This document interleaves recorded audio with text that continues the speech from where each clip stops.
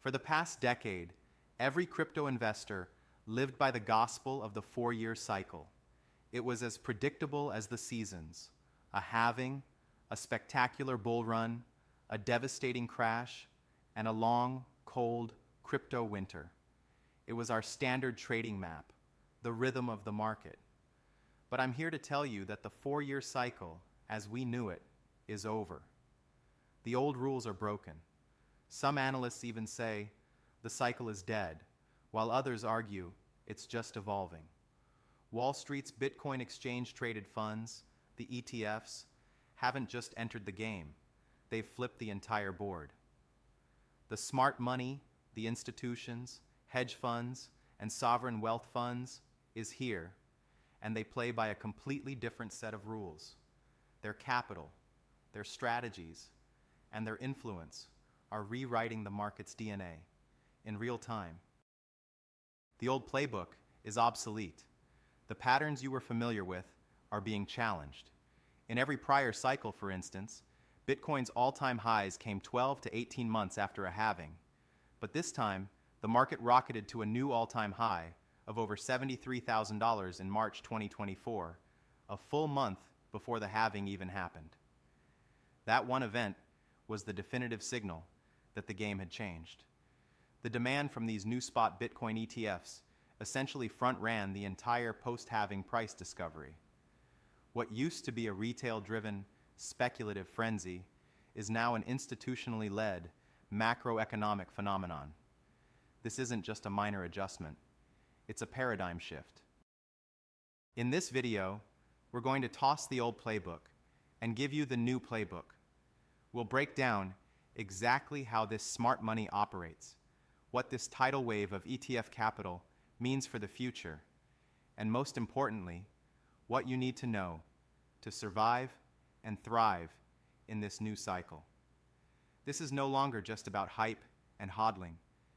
It's about understanding the new mechanics of a global institutional asset class. The rules have changed, and if you don't adapt, you will get left behind. Yes, you heard right. The crypto world just changed forever. The old 4-year cycle is broken. ETFs, smart money, and institutions are rewriting the rules.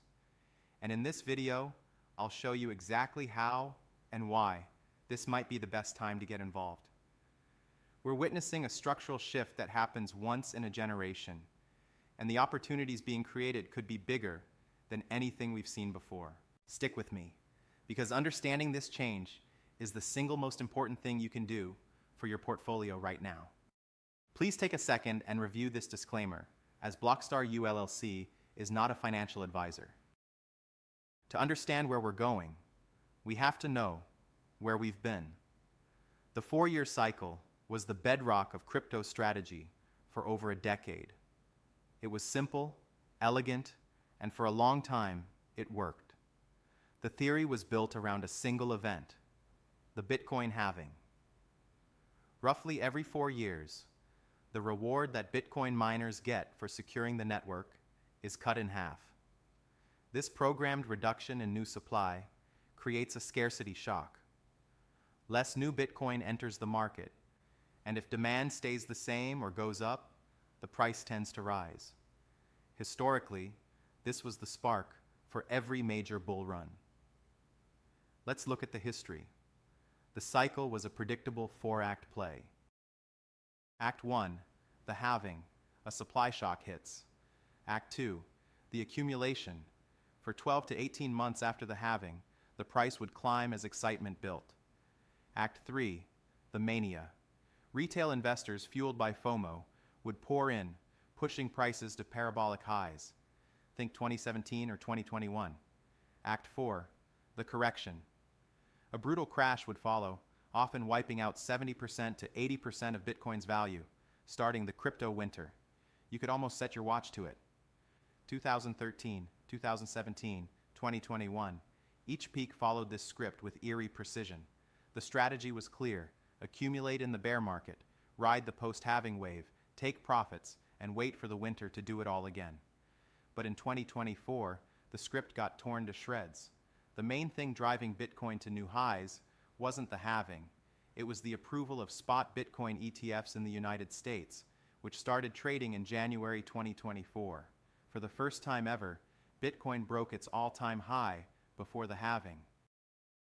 The ETFs created a demand shock that overwhelmed the traditional supply shock of the halving. Instead of a slow reduction in new supply, the market was hit by a sudden, massive fire hose of institutional demand. These ETFs gave traditional investors a regulated, easy way to get exposure without dealing with crypto exchanges or private keys. The floodgates opened. By late 2025, total net inflows into these ETFs since their launch surged to over $57 billion. This wasn't retail FOMO.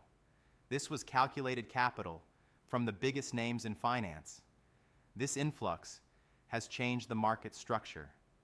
Some analysts note that this institutional presence has had a stabilizing effect, with some suggesting that average daily volatility has fallen from around 4.2% pre-ETF to about 1.8% post-ETF. This smart money provides a stabilizing force, potentially reducing the chance of the dramatic 80% plus corrections that defined past cycles. This institutionalization means Bitcoin is no longer trading in a vacuum. It's becoming a macroeconomic asset. Its price movements are now showing a stronger correlation with global liquidity trends, much like traditional assets. This is the core of what macro investors like Raoul Pal call the everything code. The idea that the flow of money through the global financial system, driven by central banks, is the main force behind asset prices. So, what does this all mean? It means the 4-year cycle as we knew it is broken. The halving is still part of Bitcoin's story, but it's been demoted to a supporting role. The new stars of the show are ETF inflows, institutional demand, and macro forces. The market no longer dances to a 4-year drumbeat. It moves to the flow of trillions of dollars in global liquidity. This is a new game with new rules. To really get the scale of what's happened, think of it this way. Before 2024, the Bitcoin market was a big, self-contained pond. The water level rose and fell with retail interest. The halving was like a predictable dry season.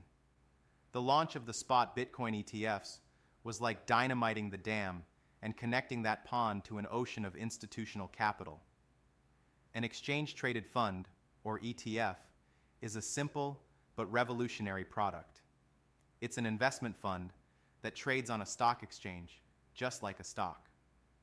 For years, the holy grail for crypto was a spot Bitcoin ETF in the US, meaning the fund has to hold actual Bitcoin. Why was this so critical?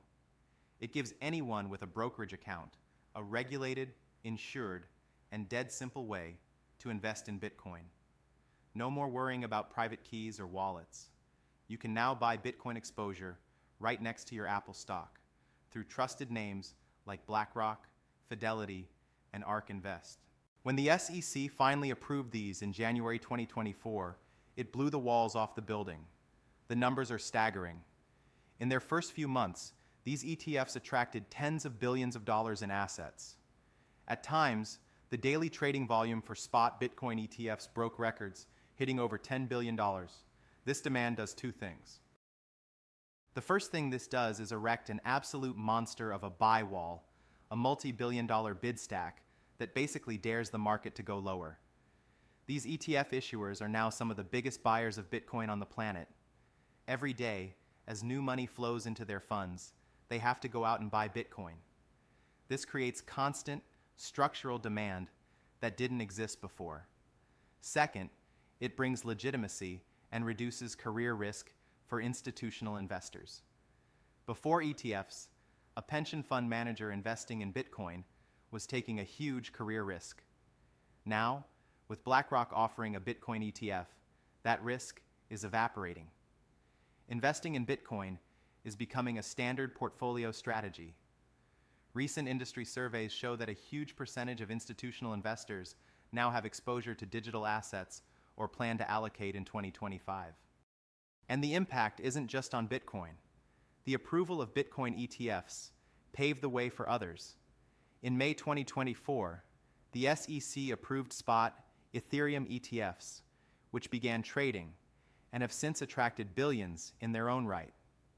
Now, the conversation has turned to which assets might be next, with rampant speculation about future ETFs for other major altcoins. But the ETF effect isn't a one-way ticket to riches. These institutional players might sell crypto during times of economic uncertainty, just like any other risk asset.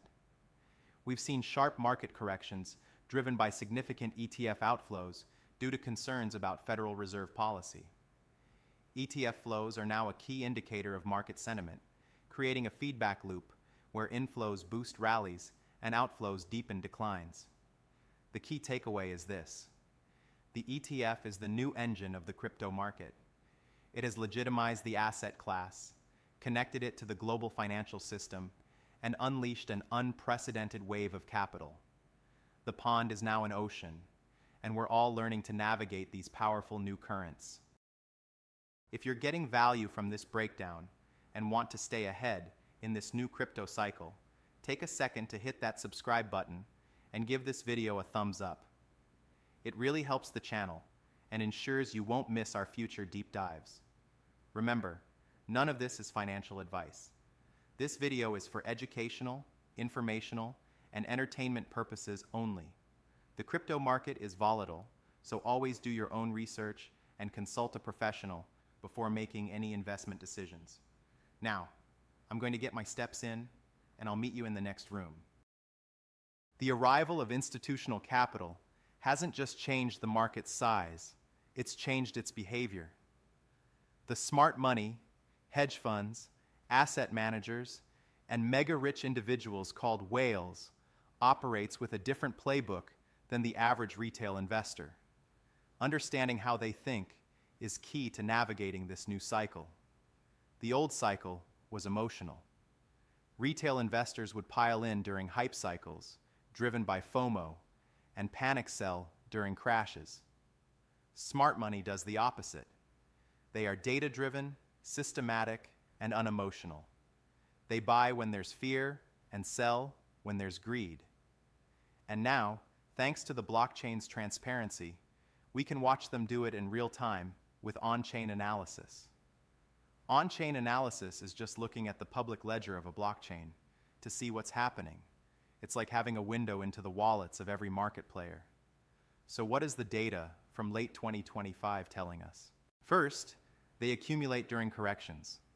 Take the market's recent pullbacks, for example. While retail sentiment plunged into extreme fear, on-chain data showed a fascinating divergence. Whale wallets holding thousands of BTC often resume slow accumulation during these dips. While sellers are offloading coins at a loss, the biggest players are quietly stepping in to buy.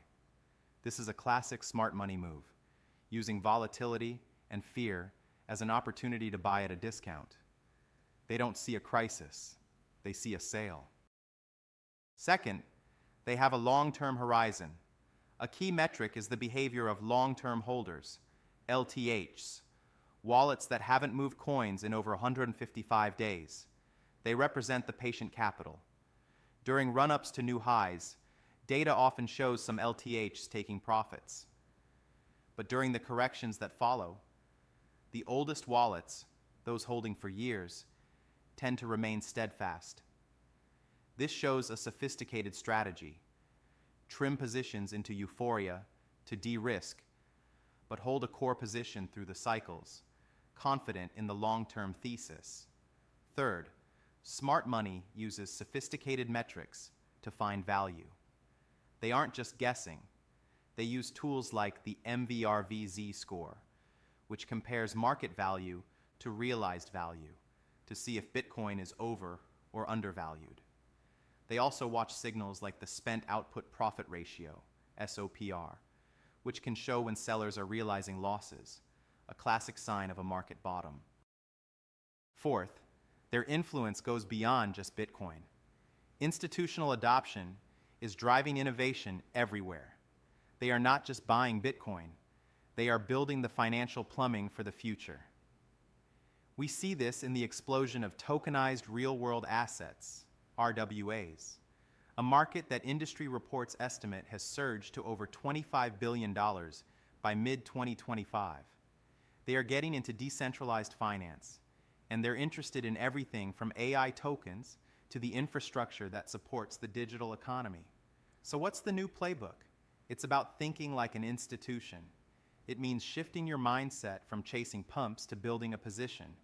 It means learning to read market sentiment.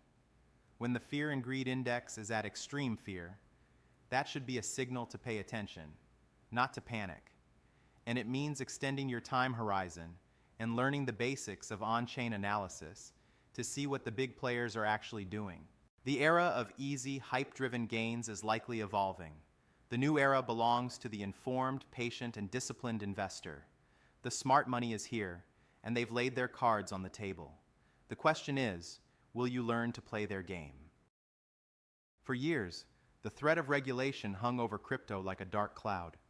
But in 2025, that narrative has shifted. The cloud is starting to part, not with a storm, but with rays of clarity. This move toward a defined regulatory framework is one of the most underrated catalysts for the next phase of institutional adoption. In mid-2025, the United States saw a significant legislative push, with landmark bills advancing through Congress.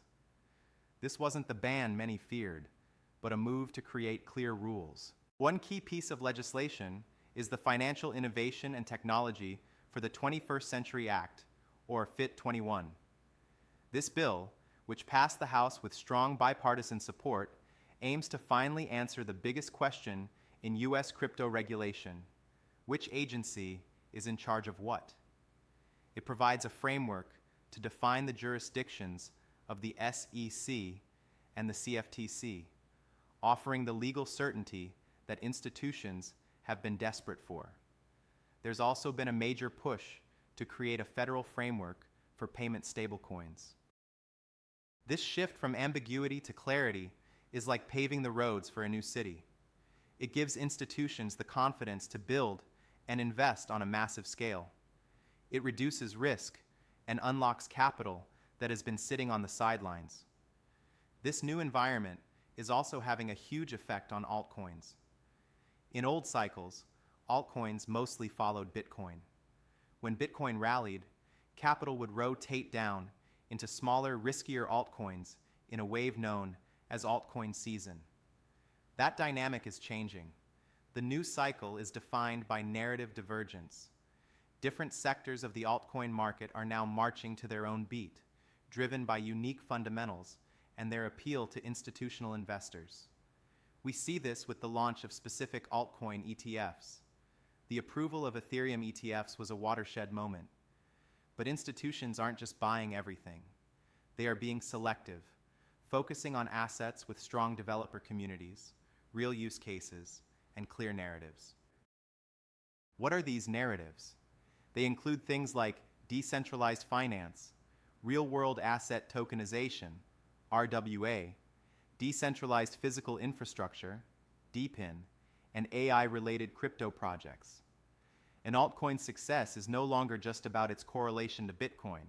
It's about its total value locked, TVL, daily active users, and traction within a specific high-growth sector. This means the idea of a single altcoin season is becoming outdated. Instead, we're likely to see rolling waves of interest in different sectors. An alt season is now less about a single event and more about identifying which narrative has captured the market's attention and capital. For investors, this requires a more nuanced approach. It's no longer enough to just buy a basket of coins and wait. The new cycle demands research. It requires you to ask, which ecosystems are solving real problems? Which have genuine adoption? And which are aligned with the trends that institutional capital is chasing? The combination of regulatory clarity and institutional selectivity is forging a more mature and fragmented market. The winners will be the projects with real substance. In traditional markets, for every dollar that flows into an asset, the market cap doesn't just go up by $1, it goes up by a multiple. Bank of America released a report analyzing this specifically for crypto. They estimated that for every $1 of net inflow into Bitcoin, the market cap rises by significantly more. Some estimates suggest a multiplier of anywhere from 20x to over 100x, depending on liquidity. Why? Because Bitcoin is an incredibly illiquid asset. Most Bitcoiners are hodlers. They aren't selling. So, when BlackRock or Fidelity needs to buy $100 million worth of Bitcoin for their ETF, they are chasing a shrinking pool of available coins. They have to bid the price up, way up, to convince a long-term holder to part with their stack. This is the mechanics of a God candle. When the OTC, over-the-counter desks run dry, which is where institutions usually buy quietly to avoid spiking the price, they are forced to buy on the open market. That is when you see vertical price action. We are entering a phase where the daily demand from ETFs is consistently outpacing the daily production from miners by a factor of 5x, 10x, or sometimes even more. We are facing a mathematical inevitability. The supply shock isn't just coming, it's already here, and the price is only just beginning to reflect that scarcity. Okay, I'm going to head back to my desk, and I'll meet you there. If you think BlackRock entering the space was the endgame, you're not thinking big enough. The ETFs were just the opening act. The main event is sovereign adoption. We are moving from corporate treasury adoption, like MicroStrategy and Tesla, to national treasury adoption. We already saw El Salvador make history by making Bitcoin legal tender and accumulating it for their national reserves. For years, critics laughed. But as Bitcoin pushes new all-time highs, El Salvador's bet is paying off massively. They are now sitting on a significant profit, and their country is rebranding as a hub for tech and freedom. Do you think other world leaders aren't watching? This introduces the concept of game theory.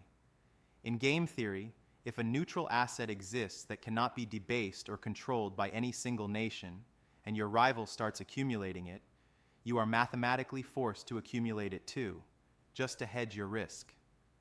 We are seeing early signs of this hash war.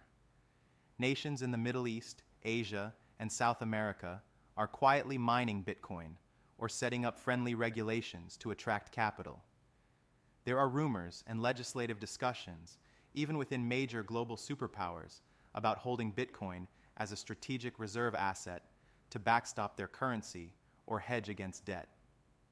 Imagine what happens to the price of Bitcoin when a G7 nation announces they are allocating even 1% of their sovereign wealth fund into it.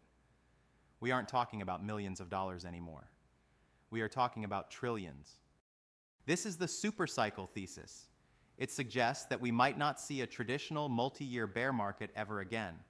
Instead, as Bitcoin is demonetized from being just internet money to being pristine collateral for the global financial system, we could see a sustained, decades-long repricing event. We are witnessing the separation of money and state, and the smart nations are buying their insurance policies now. If you're ready to be part of this new cycle and want to continue getting insights like these, make sure you're subscribed. Like this video, share it with someone who needs to see it, and let me know your biggest takeaway in the comments below. Let's build the future together.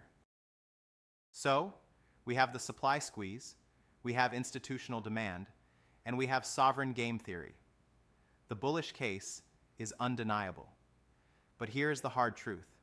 Most retail investors will still lose money. Why?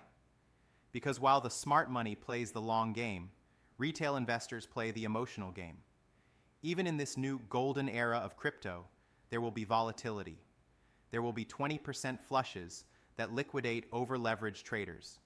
There will be FUD, fear, uncertainty, and doubt, designed to shake you out of your position so institutions can buy your coins cheaper.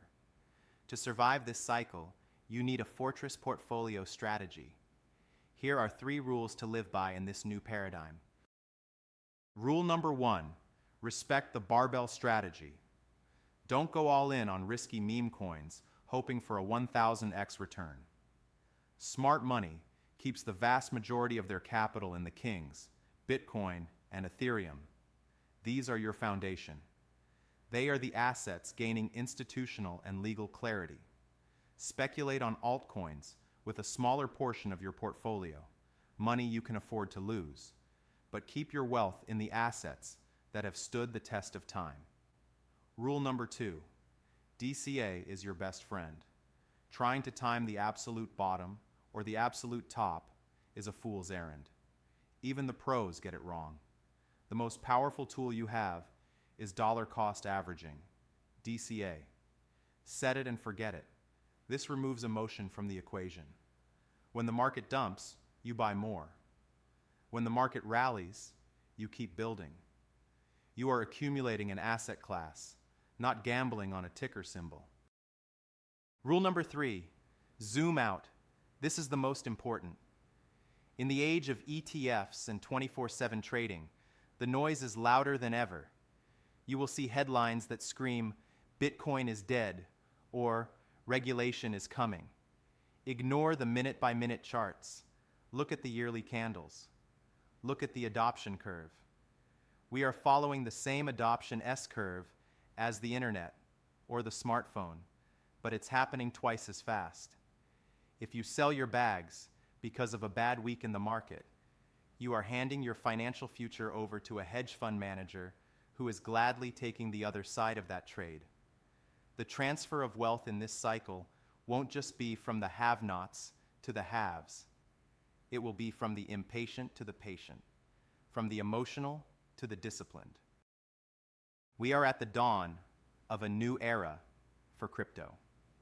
The comfortable, predictable patterns of the 4-year cycle that guided us for a decade are being rewritten, challenged by the arrival of Wall Street. The game has been irrevocably changed by 2 monumental forces: the flood of institutional capital through ETFs and the dawn of regulatory clarity. Let's summarize the new playbook. 1. The 4-year cycle is evolving. The market is no longer driven primarily by the halving supply shock. It's now a macroeconomic asset, moving to the rhythm of global liquidity and institutional demand. 2. Watch the flows. ETF inflows and outflows are the new heartbeat of the market. They are a transparent, real-time indicator of institutional sentiment and a primary driver of price. 3. Think like smart money. The new cycle rewards patience and discipline. Smart money accumulates in fear and distributes in greed. Use the blockchain's transparency to watch what the whales are doing, not just what the headlines are saying. 4. Narratives are the new catalyst. The altcoin market is no longer a monolith. It's a diverse ecosystem of competing narratives, from DeFi and RWA to AI and gaming. Success is now driven by fundamentals and the ability to attract discerning institutional capital. The crypto world is changing. The old rules are being challenged. This can be intimidating. It requires more work, more research, and a more sophisticated approach. But the opportunity is bigger than ever. The validation and capital from the world's largest financial institutions aren't the end of the story. They're the beginning of a new one. This is the transition from a niche technology to a foundational piece of the future financial system. If you understand this shift, adapt your strategy, and embrace the discipline this new paradigm requires, you will be positioned to be part of one of the most significant wealth creation events of our generation. The board has been reset. It's time to learn the new game. With BlockStarU, you will learn how this new game is played.